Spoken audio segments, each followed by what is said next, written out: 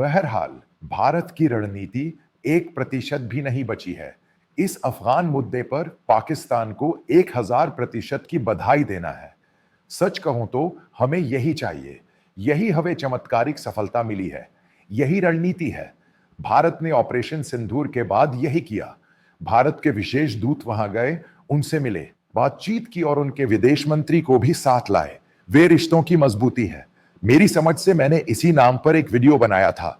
अफगान दूतावास में आयोजित पहली प्रेस कॉन्फ्रेंस में उन्होंने लड़कियों को बदल दिया। बाद में वे महिला पत्रकार को वापस ले आए। यह भारत की नीति नहीं है।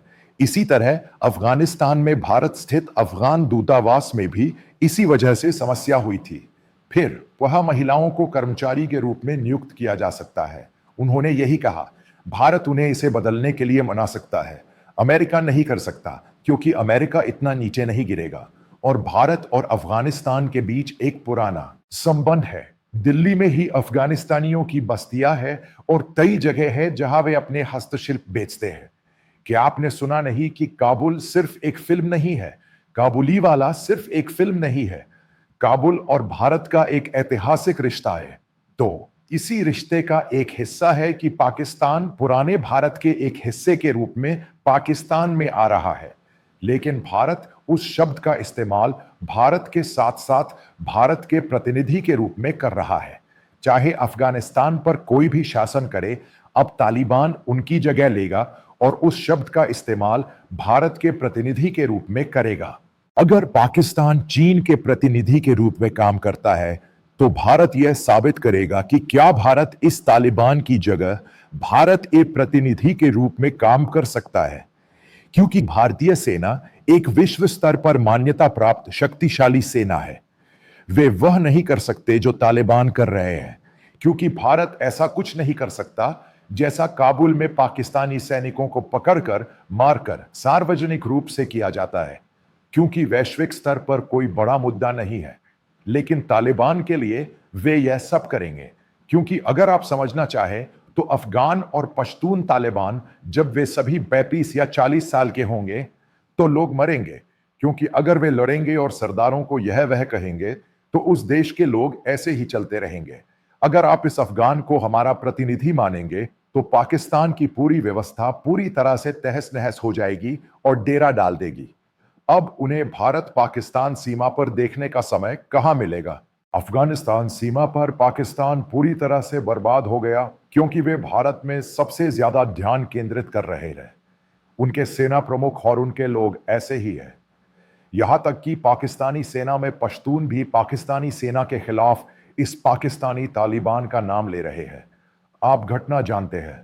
मूल रूप से उनका ऊपरी प्रभुत्व, जिसे ये पाकिस्तान कहा जाता है, पंजाबी समुदाय है जो भारत छोड़कर आया है। भारतीय पंजाबी पूरे पाकिस्तान पर हावी हैं और शासन करते हैं। वे किसी भी कारण से कुछ भी करते हैं, चाहे वे अन्य जनजातियां हों, अन्य लोग हों या उस क्षेत्र से आए लोग हों, चाहे वह बलूच हो या पेशावर, यानी अफगानिस्तान का वो हिस्सा जो दूसरी तरफ है। सीमा होने के बावजूद उन्हें स्वीकार नहीं किया जाता, क्योंकि बलूचिस्तान में सबसे ज्यादा खनिज और कार्यक्रम है, इसीलिए चीन की उसमें रुचि है। तो जिन मूर्खों ने कहा कि भारत इसमें सीधे तौर पर शामिल नहीं है, पाकिस्तान ने उन्हें वहां लाकर काबुल में 3-4 जगहों पर बमबारी की, जिसमें राजधानी भी शामिल थी। उन्होंने मूल रूप से गुरिल्ला युद्ध किया, जो तालिबान अब तक करता आ रहा है। उन्होंने दोनों को पाकिस्तान की सीमा पर जाने का आदेश दिया और ये सैनिक अच्छे गुरिल्ला युद्ध लड़ाके हैं। अगर पाकिस्तान है तो उसके अंदर कोई गुरिल्ला युद्ध नहीं चल रहा है। तालिबान इन कुलीनों से कितने साल लड़ेगा? फिर आप सवाल पूछते हैं, उन्हें ये हथियार यहां कैसे मिलते हैं? उनमें से कुछ अमेरिकी हथियार है। ईरान उनके हाथ में है। उन्होंने ईरान से कुछ गैस और पेट्रोल खरीदा और फिर उनके पास ओपीटी का ये बाजार है, यानी दुनिया भर में सबसे ज्यादा मांग वाली वस्तु, यानी सबसे प्रचुर मात्रा में उपलब्ध वस्तु। क्या ये अफगानिस्तान का स्वर्णिम त्रिभुज नहीं है? वो घटना यह है कि ये ग्रे मार्केट में बेचकर पैसा कमाते हैं और ग्रे मार्केट के लिए सामान और हथियार खरीदते हैं। इसी तरह इस पाकिस्तान ने इन सबको ट्रेनिंग दी, यानी पाकिस्तान ने इन्हें अफगानिस्तान बॉर्डर पर ट्रेनिंग दी और हथियार दिए। उसी हथियार का इस्तेमाल करके पाकिस्तानी सेना हार गई है। देखिए खूबसूरती, क्या हमें इसकी जरूरत नहीं है? हम इन लोगों से क्यों लड़े जो यहां संघर्ष और युद्ध करने वाले हैं? उनकी पूरी पाकिस्तानी राजनीति और सेना वही लगी रहेगी। कितने पाकिस्तानी सैनिक मारे गए हैं? अफगान तालिबान भी मारे गए हैं। यही पाकिस्तान के लिए सबसे बड़ी समस्या है। पाकिस्तान के कई हिस्सों में ये पाकिस्तानी तालिबान बहुत मजबूत है। उनके पास बहुत ताकत है। वे अंदर से इस सीमा चौकी पर नजर रख रहे हैं। बाहर से कई झटके लग रहे हैं, क्योंकि पाकिस्तानी तालिबान के कई नेता पाकिस्तान के अंदर ही हैं। वे अफगानिस्तान में लड़ रहे हैं। पाकिस्तान उस पूरे इलाके को आजाद करा सकता है जहां वे लड़ रहे हैं। दूसरी तरफ बलूचिस्तान पर भी इसी तरह प्रहार होना चाहिए। यहां भारत जिस बंदरगाह पर जल्द से जल्द काम कर रहा है, उसका नाम है चाबर, यानी ईरानी बंदरगाह। उस बंदरगाह पर अमेरिका से प्रतिबंधों का मुद्दा हटा दीजिए, क्योंकि अफगानिस्तान में सामान उस रास्ते से नहीं ले जाया जाना चाहिए, क्योंकि उन्हें खाना पीना, एम्बुलेंस वगैरह और कई जगहों पर अच्छी ट्रेनिंग देने के बाद उन्हें भारत के एक अच्छे प्रतिनिधि के तौर पर लाकर उन्हें और ज्यादा पीटना संभव नहीं है।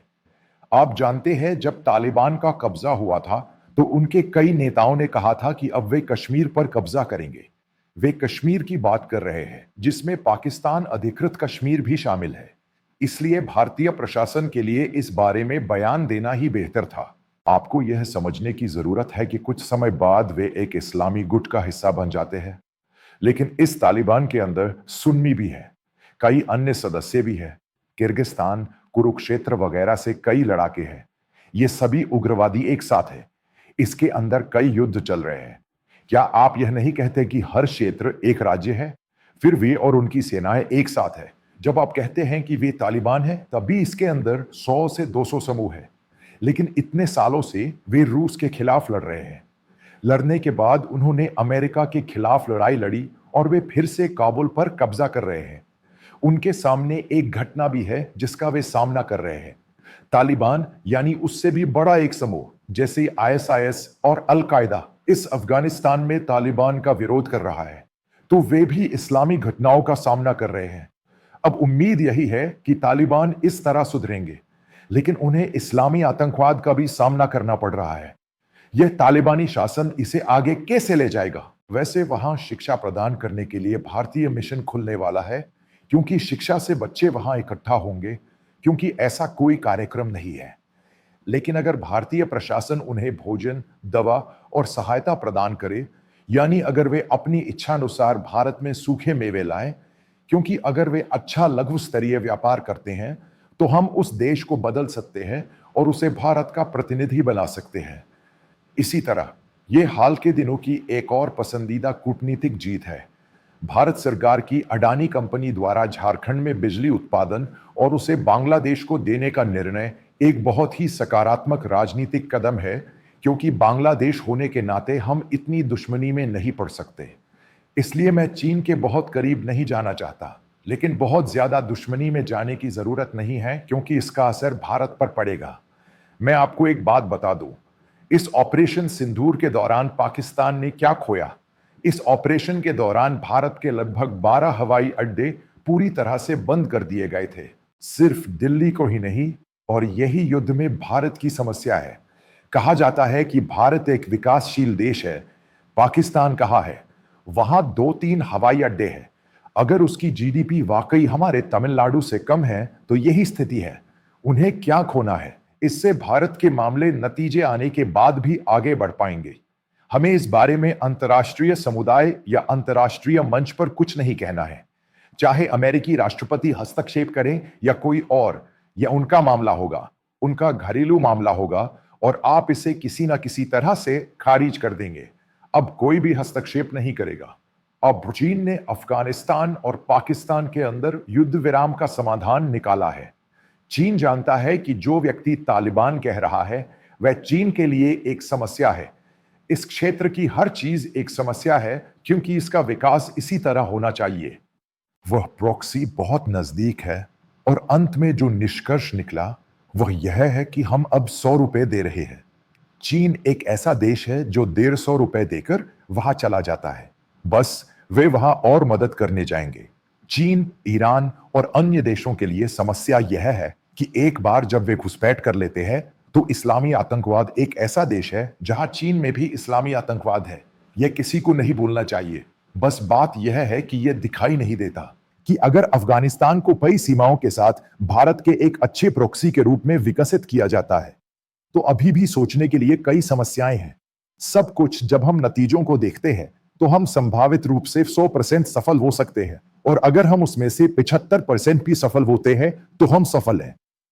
भारत सरकार के लिए यह बेहद जरूरी है कि वह अपनी भारतीय सेना की इतनी सारी व्यस्तताओं को भारतीय सीमा से हटा दे, वरना यह ठंड 40 डिग्री पर भी पड़ने लगी है और हम भारतीय सीमा पर इतना पैसा खर्च कर रहे हैं क्योंकि इतने सारे सैनिक व्यस्त हैं। उन्हें कैंप में ले आओ। यानी भारत पाकिस्तान सीमा पर जो हालात सामान्य हो गए हैं वे सुचारू रूप से चले। अगर हम ऐसे प्रॉक्सी सक्रिय करते हैं तो बलूचों का यही हाल होगा। ये सारी घटनाएं सबसे बड़ी सफल रणनीति होंगी और इसके साथ ही पाकिस्तान की पुकार खत्म हो जाएगी क्योंकि यह समस्या खत्म हो जाएगी। शाहबाज शरीफ और आसिद मुनार, यह बातचीत या शोर शराबा खत्म हो जाएगा। यह भारत की भी सबसे बड़ी जरूरत है। खैर, एक बार फिर भारत की रणनीतियां चाहे अफगानिस्तान में हो या तालिबान में सराहनीय है, इसमें कोई शक नहीं।